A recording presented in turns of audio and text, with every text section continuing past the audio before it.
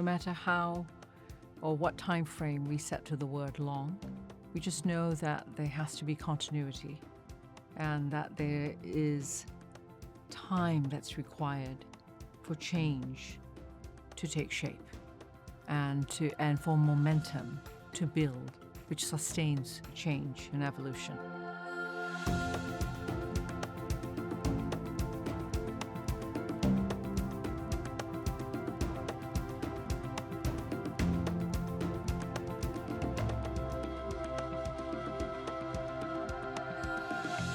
Hello, and welcome to Transcending Boundaries.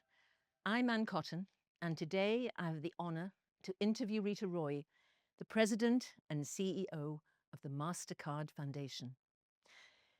This episode is a special moment. Over the course of this journey, we've had the privilege of hearing unfiltered, deeply personal stories from remarkable leaders whose work has left a profound impact on societies around the world. Their insights, struggles and triumphs have reminded us that true leadership is about breaking barriers, daring to dream big, and creating lasting change. Reeta Roy's leadership embodies all of these ambitions. She has dedicated her career to transforming lives through education, economic inclusion, and global health. Her work is nothing short of revolutionary.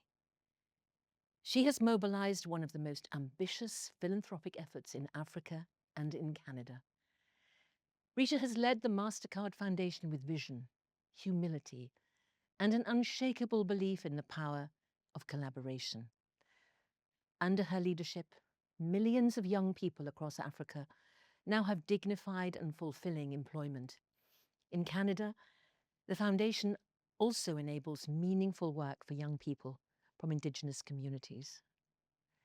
Through its partners, the Foundation's programs have equipped more than 55 million young people with work-enabling skills and tools. These programs have supported close to 19 million entrepreneurs and enabled close to 15 million young people to access work. It has committed more than $10 billion to its programs in Africa and Canada. From the outset, Reeta has demonstrated her willingness to make bold choices. By focusing the Foundation's work in Africa, she spent time learning from African entrepreneurs, educators, young people and communities. And her hands-on approach forged many long-term partnerships. She has elevated the views and agency of young people who are most often excluded from education and financial services. Their input has shaped the design of many of the Foundation's programs, and her powerful advocacy and thought leadership elevates the voices of young people and continues to influence the perspective of development institutions. And to ensure Africa received its share of global vaccines during the COVID-19 pandemic, Reeta and her team led an unprecedented $1.5 billion program with the Africa Centers for Disease Control and Prevention. Known as the Saving Lives and Livelihoods initiative, it trained, equipped and deployed 40,000 health workers, boosting adult vaccination rates from 3 to 53%. In Africa, the Foundation is now helping to develop a skilled workforce for vaccine manufacturing.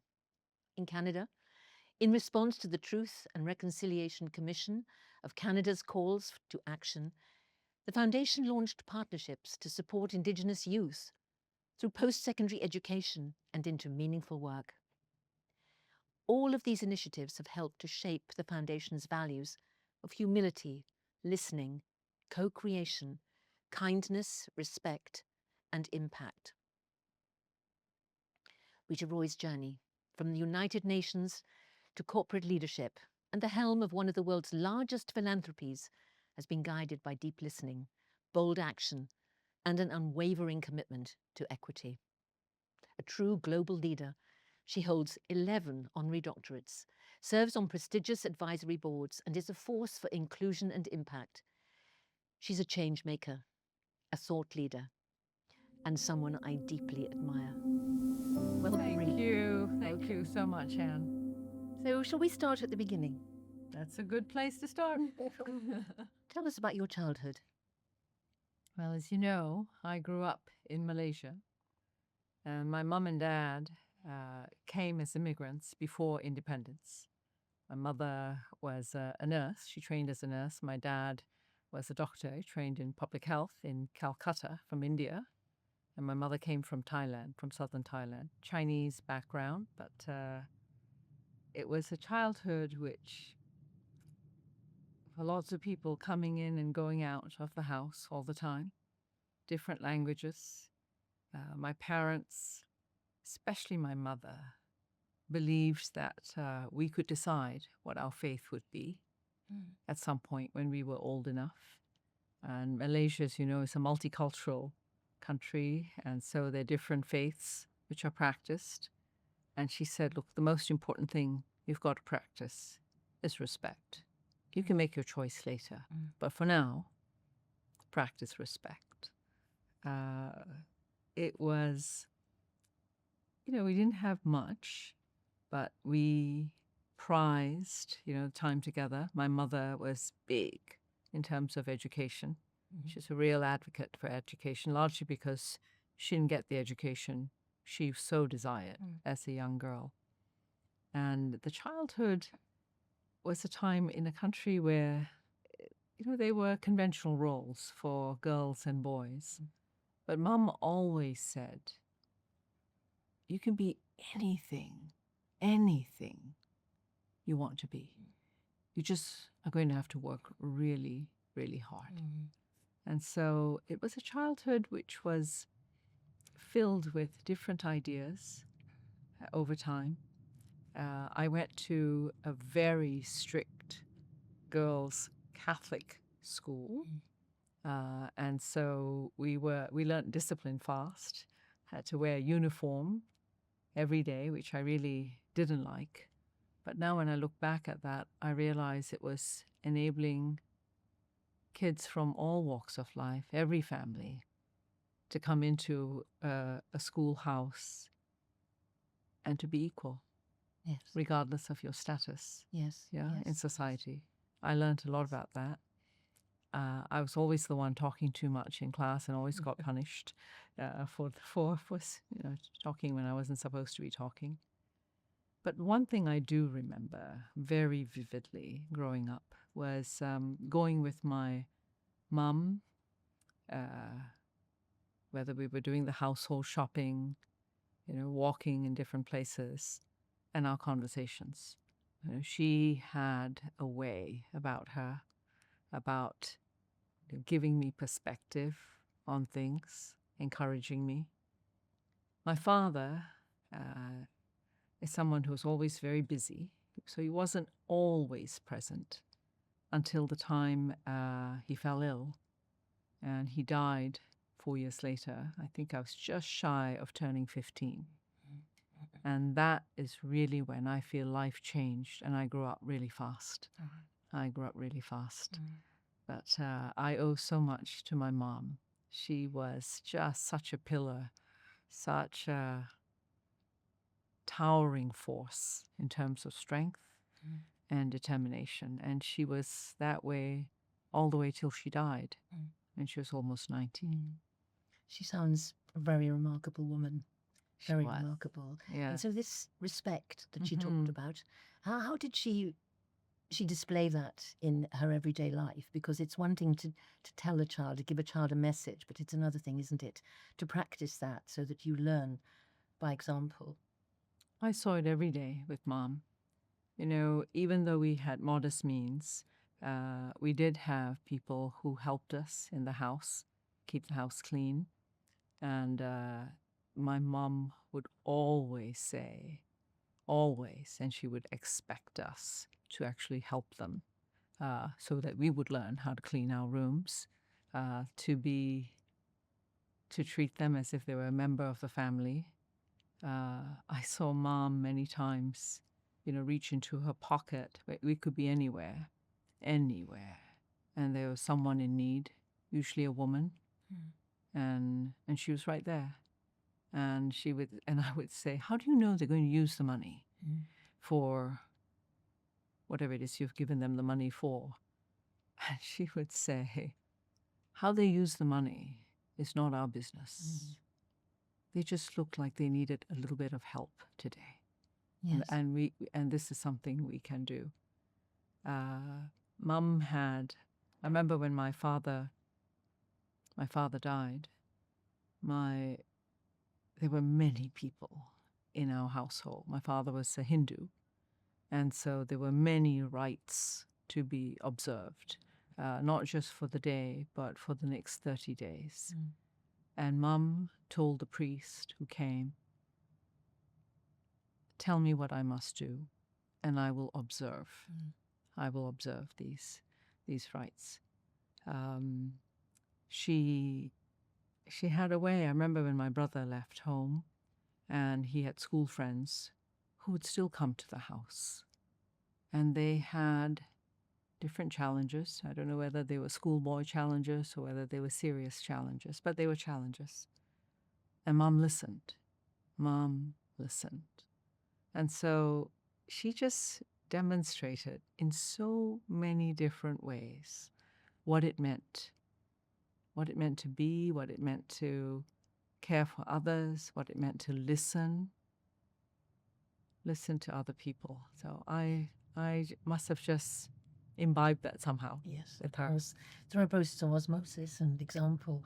Exactly. And she valued education very highly and taught you Incredibly. because of her own denial of education or not having as much education as she would have wanted. And so you've said to me in the past you were good at exams.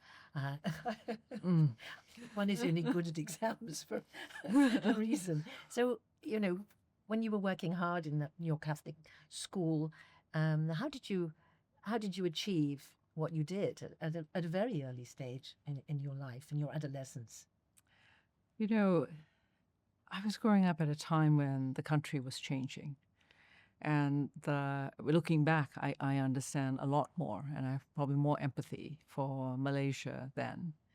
But it was a time when the country was changing, and the policies were going to favor one large segment of the population, or because of historical discrimination and historical exclusion. In the country, though, growing up, I was considered not just a minority, but a double minority, because I came from a multiracial household. I couldn't tick the box that I was one group or another. I had to tick a box which said other. And that meant the opportunities to go to school, opportunities for scholarships, opportunities to go to university were limited, that the competition would be all that more fierce for the fewer seats in school that were allocated. And so I knew, and my mother knew, that I wouldn't stay forever in Malaysia. And she wanted me to have an education somewhere else, outside the country. And so as a result, I would remember, studying obviously during the day, but at night, studying the same subjects, but in English. I still remember Mum providing me coffee at 8 or 9 o'clock at night, a cup of coffee, so I could keep going on my studies.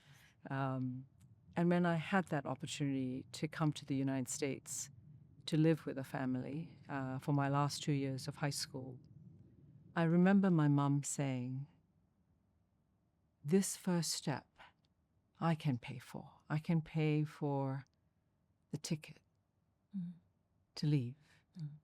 I can pay for some of your pocket money. But after that, you're going to have to find your way. And you're going to have to work hard. You're going to have to grow up fast. So when I think back that my first scholarship was my mum's scholarship. Yes. It was her scholarship. That's wonderful. Yeah. That's really that's wonderful. Your mum's scholarship. It must have been hard for her though, emotionally, to say, my child, my daughter, is going to have to leave me, and yet she had the love, generosity, to enable you to do that, rather than holding on to you and trying to keep you close. Well, that was an act of huge love and generosity, wasn't it? It was an act of unconditional Yes. love. But Yeah. for you, leaving, going to the United States, that was also a massive leap for you, and you have taken many leaps in your life, and that was a very big one. And what about the influences? Some of the your mother, of course, and who else has influenced you greatly? In the start of your career in the United States. Certainly, there were many people along the way. The American family I lived with, they are in their 80s now, still my American mum and dad, who I'm in touch with. Professors at school, where I went to a beautiful, small, intimate, private Presbyterian college, and I was there on a full ride in terms of scholarship, and people looked out for me. But when I started my working career, and it was my first job in a corporation, in a multinational in New York. The woman who made that possible, who offered me the role, Margaret Marashak, she had an incredible impact on me. It was the first time I'd actually come into that kind of environment. It was very conservative, very proper. You dressed in a particular way. You behaved in a particular way. And here was Margaret, full of humor, told funny stories, some a bit irreverent, which cannot be repeated here. She was joyful, whip smart. And we went to many meetings together, and she would just say, when you walk in, sit down and just listen. Just listen. I was the note taker at all these meetings, but she would say, listen, watch, and we can discuss after what you understood and what you saw. And so early on, we prized listening, and that opened up the door to understanding. Margaret was also one of those people who, she just wasn't afraid to be herself. She had grown up in a small town in Michigan. Her father worked on the line making cars. They were immigrants from Czechoslovakia. And so it was a life which I learned a lot about. I never met her parents, but I learned a lot about them. I learned a lot about her brother. And growing up in a small town with aspirations at a time when there weren't as many opportunities for young girls. And she pierced many glass ceilings. She broke through.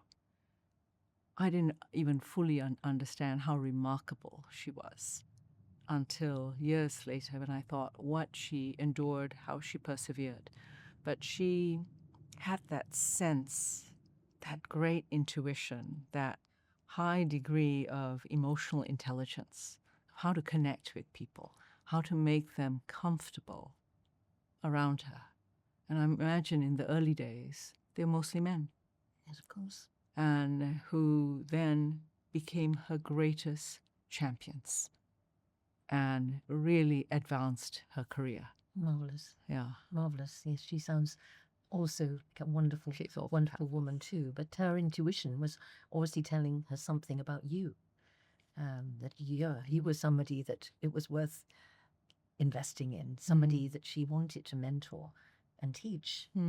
Did you maintain that relationship? Absolutely. So we still have a relationship today. In fact, when I was interviewing for this role at the Mastercard Foundation, and here I am, preparing for this big interview with the full board, worried, and the phone rings, and it's Margaret. And she says, so, what's your opening line going to be? I said, my opening line? What's that? She said, what are you going to say when you get in there? What are you going to say? And Reeta, most importantly, what are you going to wear? And then she said, don't wear that gray suit. And she was just so human, so relatable, so relatable. She was someone who told me early on when I was still working with her, and I was working so hard. I would put in hours preparing her briefs, taking down those notes, doing all the research. And one day she passed by my office and she said, "Are you going home?" I said, "I've just got a little bit more to finish, just a little bit more." And I never forget that line. And she said, "Reeta, I'm going to tell you something, and please take it as I intend it. Try to become an interesting person. Don't just work. Don't just work." And that just opened up books, music, art, culture, travel, being curious about other people's stories. And so periodically I think about that. I think about that line. Try to become an interesting person. Yes. People will want to be around you. Yes, yes. Well, I'm sure you did indeed take that I took to it to heart, heart. I did. and are indeed an interesting person. And what does she think about you today? You know, when I told her about this role, and I told her about, and over the years I've gotten to see her for mentoring sessions and talked about the people I've met, the things I've been learning about, places I've been to, she would just always ask questions about what I was perceiving, what I understood. I mean, she of course thought that this work was astonishing and incredibly important. But in all of that, she would really cut through and ask, "What are you learning? What are you learning about this journey? What are you learning about yourself? What are you learning about who you're becoming?" And once she came to visit at the office in Toronto, and she had been volunteering. And here she was, she might have been 72 years old at that time. And she came to tell me about a fabulous internship. I said, "What kind of internship?" And she said, "Reeta, it's going to be at the Vatican. I'm going to be working for the Jesuit refugee service." I remember being absolutely blown away that she was embarking on something brand new. She wanted to learn more. And then she said, "And now I have a question to ask you. What are you and what is your foundation doing for refugees?" It's Very amazing. important question, but you haven't answered my question. Oh dear. Hmm? Have I evaded your question? My question was, what does she think about you now? You've told us more about Margaret and how remarkable she is and the impact she had in your life, but you haven't told us what she thinks about you now. I'd like to think that Margaret, and you'll have to interview her sometime, but I'd like to think that she's proud. That she's proud of the young girl she took a bet on. Didn't turn out too badly. And she's proud that I still quote her father. Her father who was the one who told her, "Margaret, try to make new mistakes." And she used that on me, and I've used that many times with other young people. Yes. And try to remember that myself. I hope she's proud that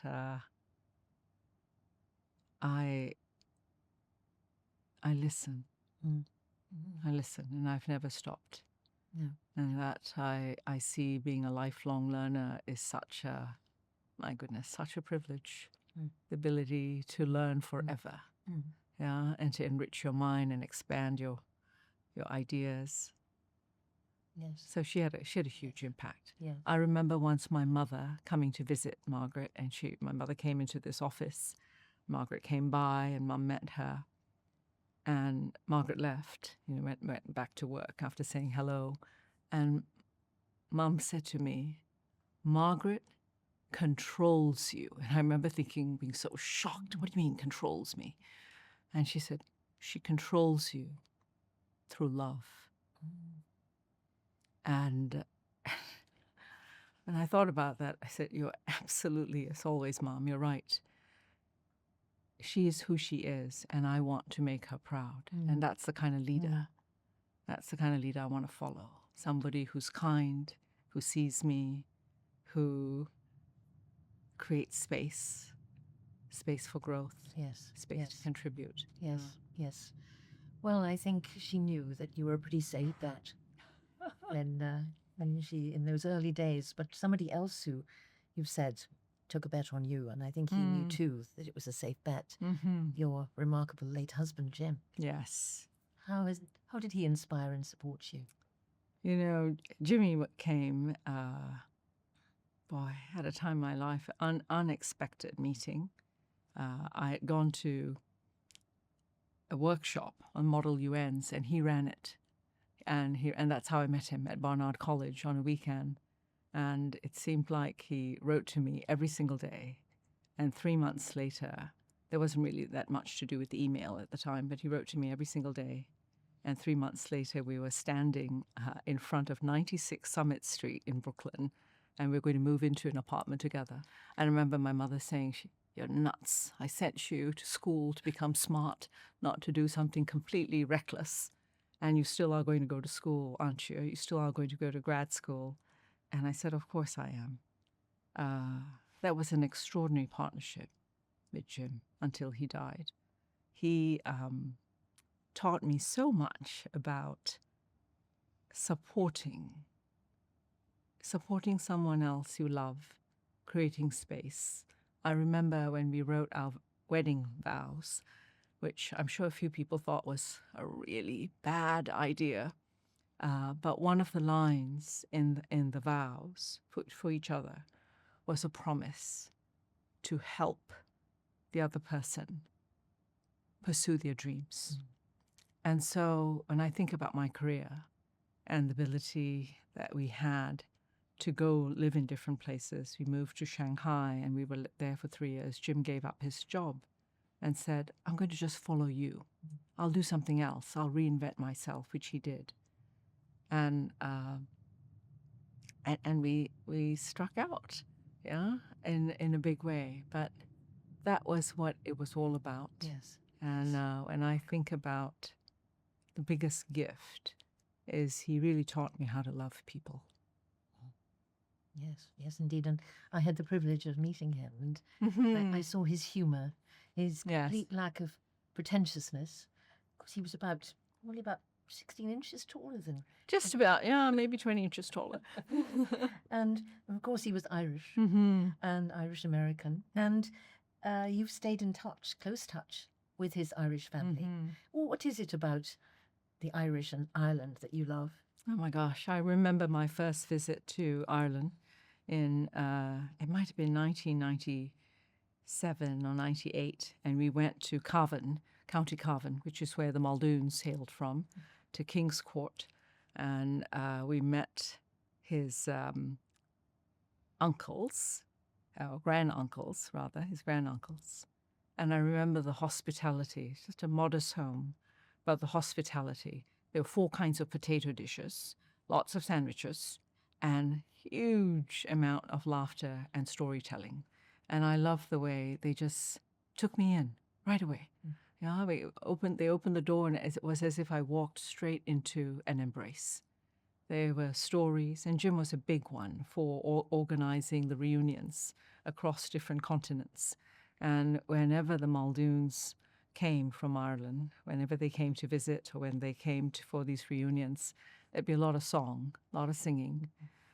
We did one reunion together with a branch of the family that had moved to New Zealand. And I remember so well, here, first of all, they were about my height, which was really helpful. So we could really communicate well.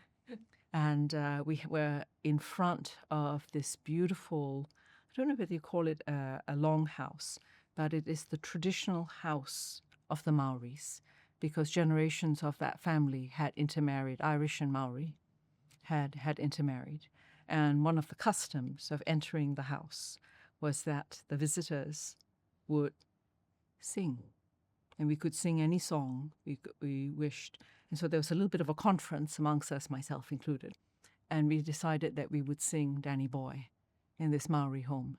And that's something about the human connection of people who love their history, love to tell stories, who love a drink, and who love good jokes. And there's so much of Jimmy in them. Yes. so much. Yes, yes, yes. And of course, he was a big part of your decision to move from the corporate sector Yes. to be the head of a not-for-profit. That's another leap that you made. How did that come about? You know, I'd been working for about 6 years by that time at this corporation called Abbott. I'd come to set up a function, which we didn't know what we were going to call it. We ended up calling it Global Citizenship and Policy.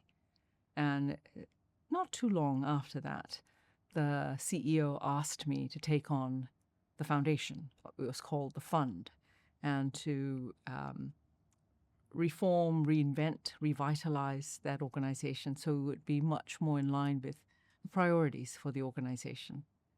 So I did that. I learnt an incredible amount of work.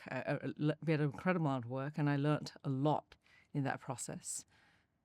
But at some point, there was a restlessness. And I remember having a conversation with Jimmy and saying, you know, I think it's time. It's time for something new, something different. And I remember one of the things he said, are you sure? He said, you've just put so much into this, so much. Don't you just want to sit back for just a little bit and enjoy it? And I said, you know, I'm not built like that. I'm not built like that at all. And I've got to think about what I'll do next.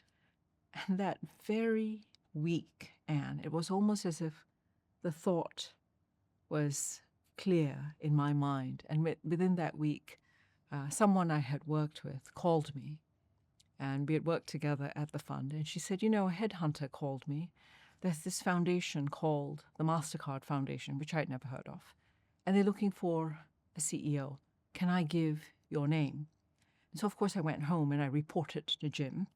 And he said, you know, it's as good as any chance for you to start interviewing again. You haven't interviewed before for a long time. Why don't you say yes? And I did. And one thing led to the other. And I was fortunate enough to be offered the role. I think they were very fortunate. And of course, the foundation then, maybe you hadn't heard of them because it was a very different foundation it is now. Of course, it was started with a 500 million gift of shares, and you know your capacity to spend, the amount of money you had to spend. That sounds like quite a lot, but nothing compared to today, where there's a $50 billion now of that early investment, and somehow you have stayed the course. So the foundation you joined and the foundation as it exists now are very different.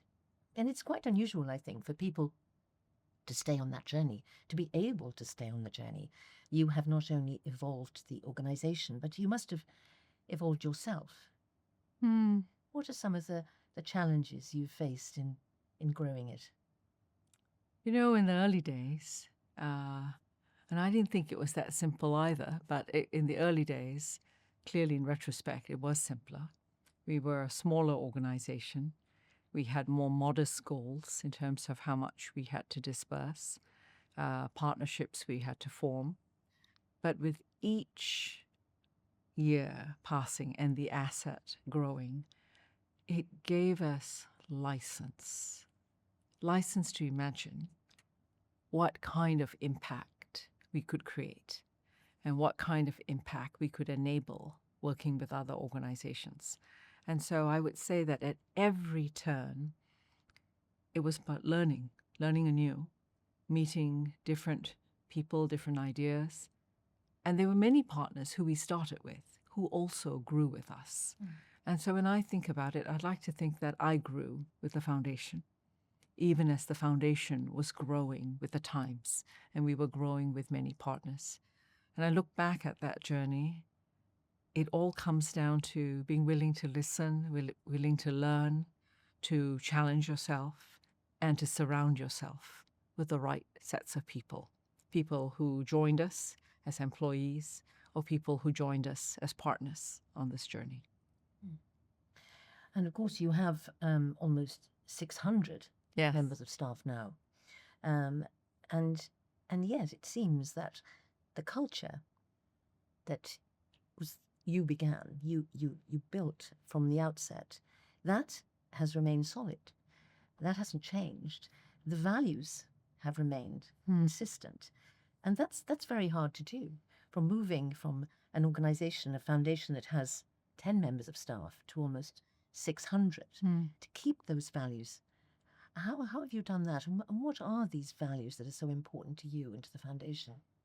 Well, I'll start by saying that the values, we didn't start out by stating these are going to be our values. We began our work, and 3-4 years into this journey, we took stock of how we were doing.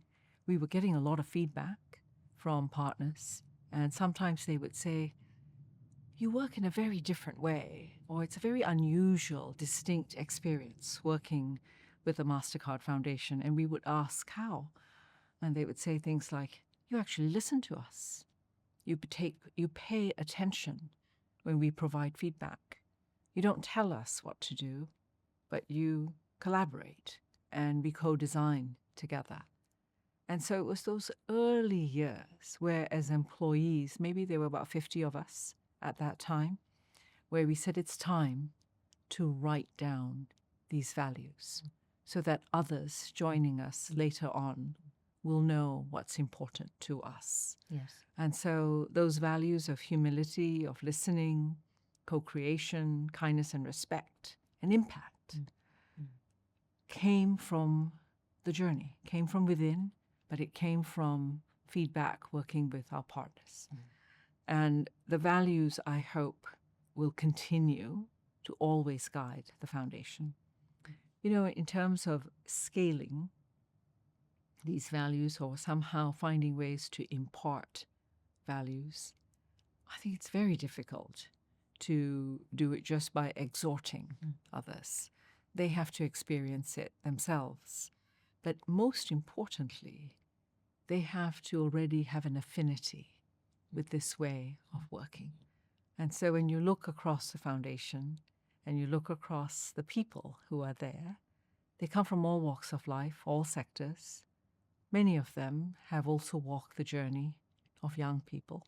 Many of them, like myself, have been beneficiaries of scholarships, someone else's generosity, have experienced a fast growing up. And so through all of this, there's a connection. There's a connection to what this work is all about, its purpose, the mission, and also the way we wish to work with each other. And I think you can only scale, if that's the right term even, scale that experience or that understanding of the values through people, through others who already embody that spirit. Yes. Well, I can certainly endorse that sense that you are different because what organizations and partners were telling you, because that was my experience when I first met you in that very unprepossessing cafe. New York City, very dark, I remember. Very dark, but it felt so alive. And what struck me was your hunger to understand, your deep curiosity, and your ability to listen, that you've spoken about the importance of listening. I think you bring a quality of listening that's different.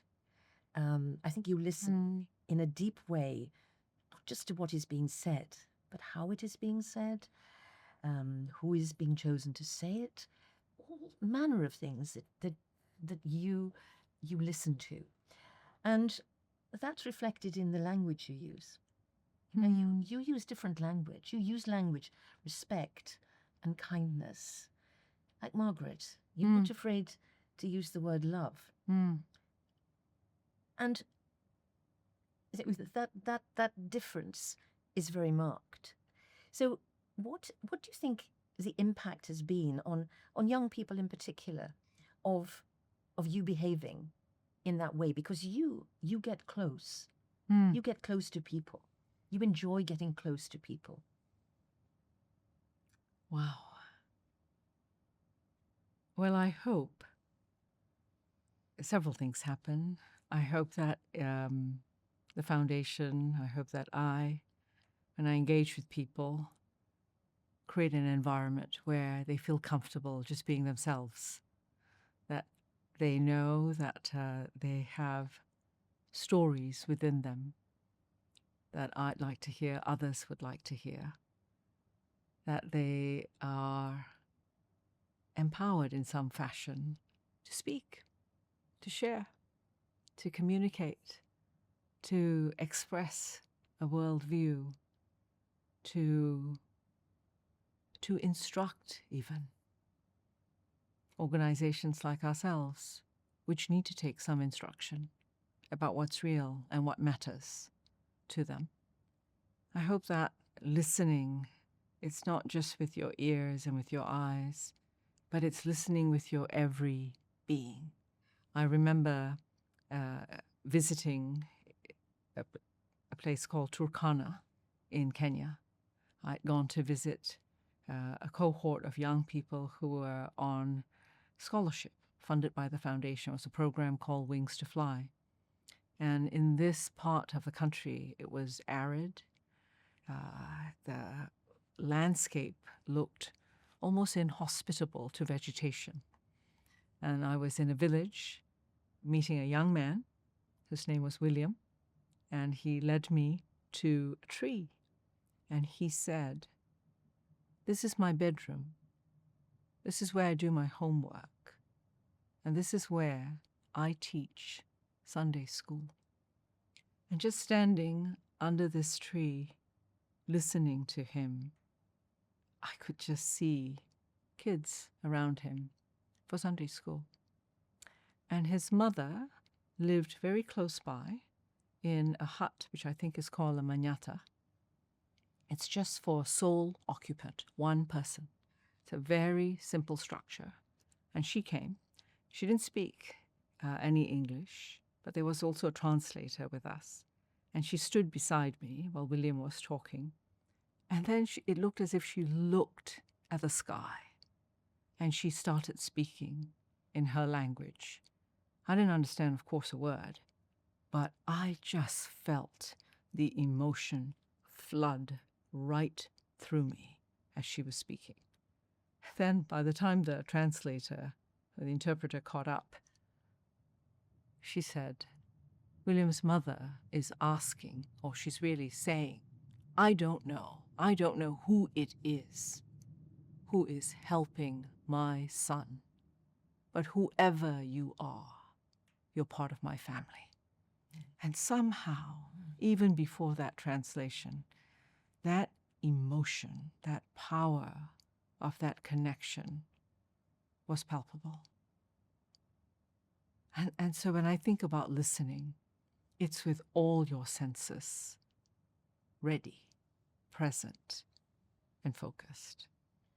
That is wonderful, that the feeling and the poetry in what she said. Yes. And the tribute in what she said to you and the foundation. And you were able to close that space, if you like, to cross the bridge, to enable her to speak and to listen. And this is fundamentally important, isn't it, to learning and understanding. And so when you're with young people, when you're speaking to young people and you're thinking about their future as entrepreneurs and leaders in different kinds of ways, what would you say to them are the most important things to look out for in their behavior so that they too can close that space? That's a powerful question. I think one of the first things which would be important, I'd want to find a way to convey, is for young people to take the time through many, many experiences, through friendships, through their families, and when they leave home, to discover who they are and to discover what it is that's important to them. that's important to them, to discover what they care about. Because that's a source of knowing who you are. So that's number one. Second is to thrive and have a thirst for learning. Learning that's not just in school, not learning that's not just from books, but learning that comes from conversation with other people, comes from connecting, because that's how you develop a sense of empathy and understanding. And it opens up a whole other dimension into what it means to be a human being. I wish for young people these days, in a world that's moving so fast, to find ways to slow down inside and to anchor on those things which matter most to them.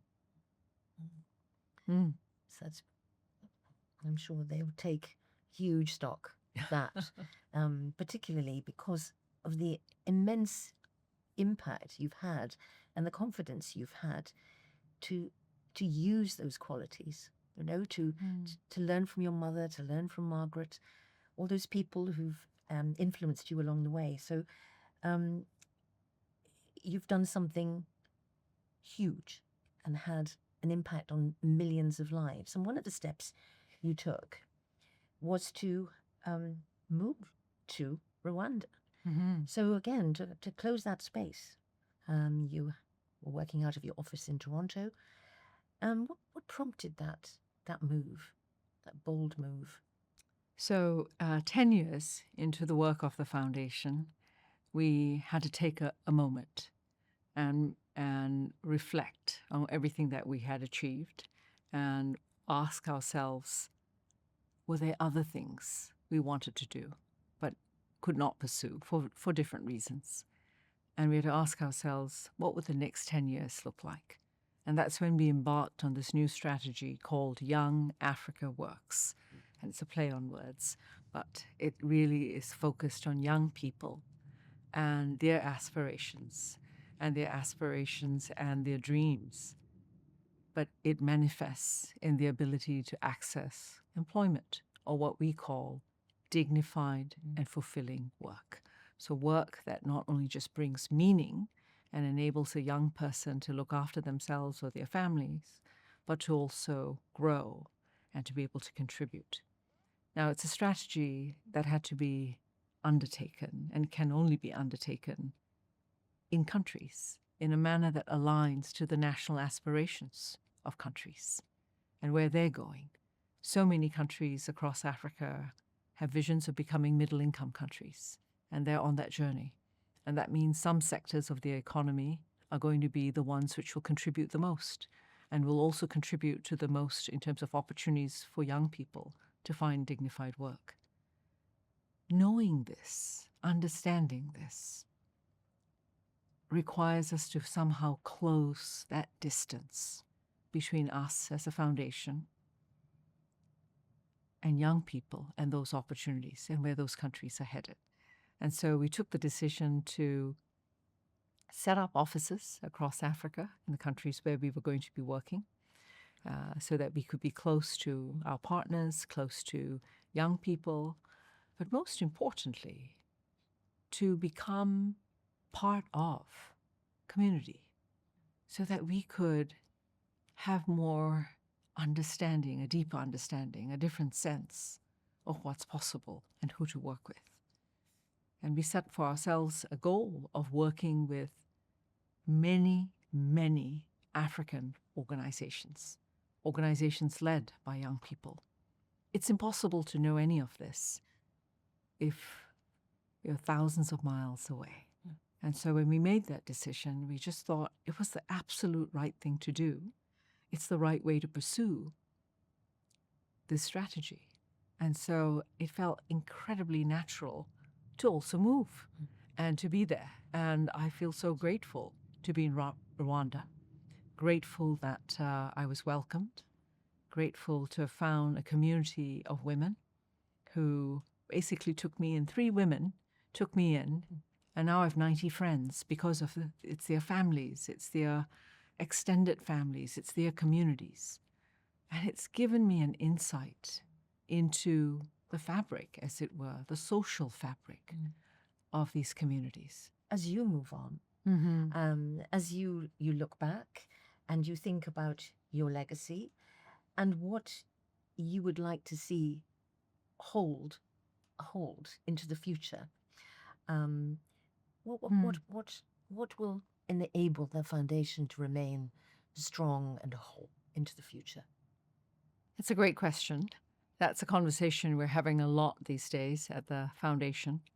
I think that the foundation will continue to stay who it is, and this work will continue to endure as long as we hold on to these values. These values are the basis by which we need to make decisions, choices, particularly when the decisions are hard ones. They are the values which help us not take the easy road, but maybe take the road less traveled on our path. When I think about what I'm proudest of at the foundation, proudest of this past several years, it's the people. It's the people at the organization. It's the people with whom we work. It's the young people who are in our midst, who are all around us. That's what I'm proudest of. And I'm proud that we chose to put our weight behind African organizations, indigenous organizations, so that they can lead the way.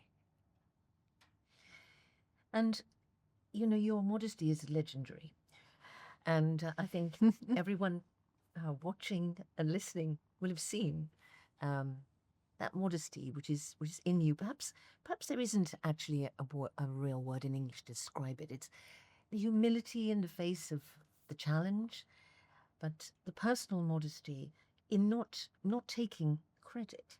But just for a few moments, can you abandon your modesty and just own some of that success? You've talked about people, the other people you're most proud of. What could you say? What would you like to say to those people who've really supported you on this journey that you're most proud of what you've done? First of all, I want to say thank you. Thank you. Thank you for the opportunity. Thank you for teaching me. Thank you for schooling me. I want to say thank you.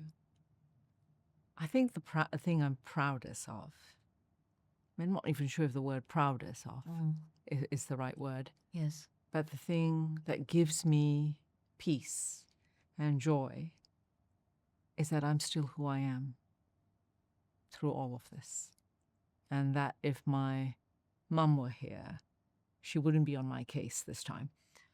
She would be pleased that I essentially am the same girl who left home so many years ago.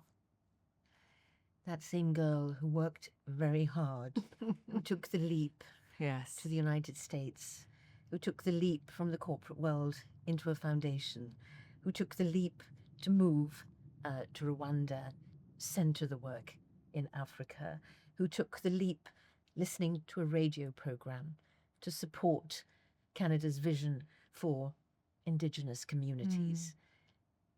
She would be immensely proud of who you are, because the authenticity is there. There is, I think, no separation in you between your personal and your professional life. The values that you bring to your personal life are the same as those values you bring to your professional life. And I think everybody watching and listening will have seen that, and I hope taken strong lessons from you, particularly young people as they face their futures and careers. Reeta Roy, thank you so much. Oh, thank you, Anne. So thank you. What a joy. Thank you. Thank you. It's Thank been you a so much. and a pleasure. Thank you.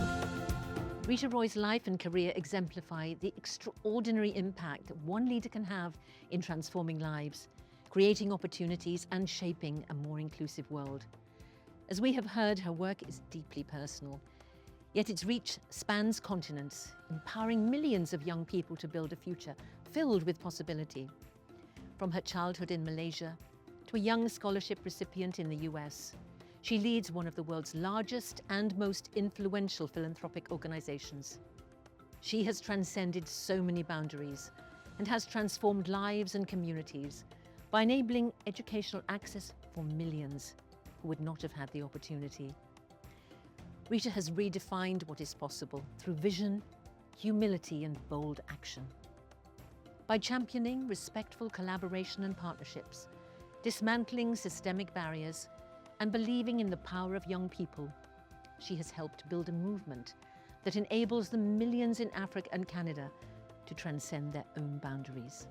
She is proof that leadership with purpose can change lives and leave a legacy of impact for generations to come.